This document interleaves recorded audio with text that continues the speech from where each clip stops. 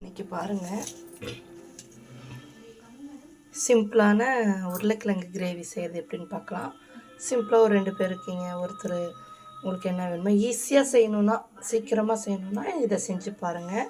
இப்போ பாருங்கள், ஒரு வானலில் வந்து எண்ணெய் நல்லா காயிட்டும். ஒரு 3 ஸ்பூன் இது கூட பாருங்கள் 4 உப்பு கொஞ்சம் போட்டுக்கோங்க. நான் எல்லாருக்குமே மோஸ்ட்லி வந்து கல்லுப்பு தாங்க யூஸ் பண்ணுவேன். இப்போ பாருங்கள், உருளைக்கிழங்கு நல்லா வதங்கிடுச்சு. ஒரு மாதிரி லைட்டாக எல்லோ கலராக மாறிடுச்சு. இந்த டைம் வந்து பார்த்திங்கன்னா இந்த உருளைக்கிழங்கை ஷிஃப்ட் பண்ணிக்கலாங்க. இப்போ பாருங்கள், அதே எண்ணெயில் வந்து கடுகு கொஞ்சம் சேர்த்துக்கலாங்க.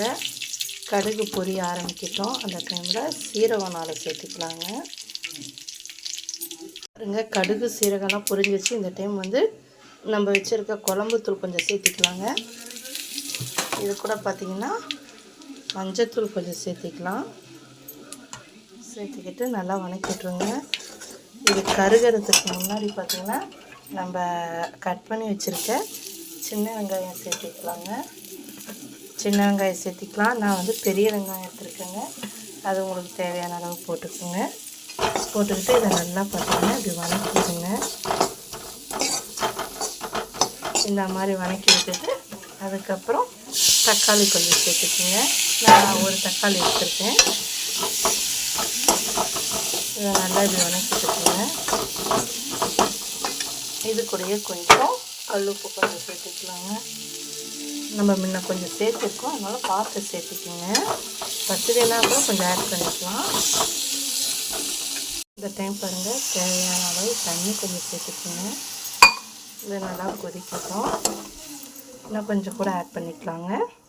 பாருங்கள், இந்த அளவுக்கு தண்ணி சேர்த்துருக்கோம். இது கூட பார்த்திங்கன்னா கொஞ்சோண்டு பெருங்காயத்தூள் சேர்த்துக்கோங்க. கருவேப்பிலை தழை இருந்தால் நான் சேர்த்துக்கங்க. என்கிட்ட இல்லை, அதனால் நான் சேர்த்தலை. இதை வந்து இப்போ ஒரு 5 மினிட்ஸ் நல்லா கொதிக்க வச்சிடலாங்க.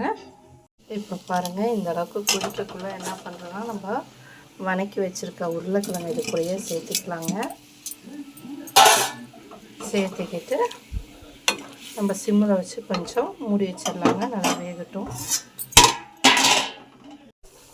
இப்போ பாருங்கள், நம்ம கிரேவி பாருங்கள் இந்த அளவுக்கு ரெடி ஆகிடுச்சின்னு.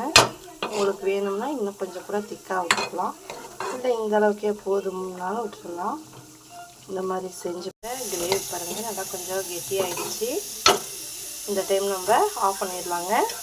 இப்போ பாருங்கள், நம்மளுடைய உருளைக்கிழங்கு கிரேவி ரெடி ஆகிடுச்சு. காய் பாருங்கள் எவ்வளோ அழகாக வெந்திருக்கு.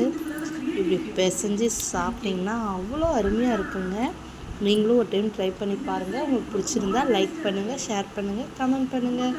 கண்டிப்பாக சப்ஸ்கிரைப் பண்ணுங்கள். தேங்க்யூ.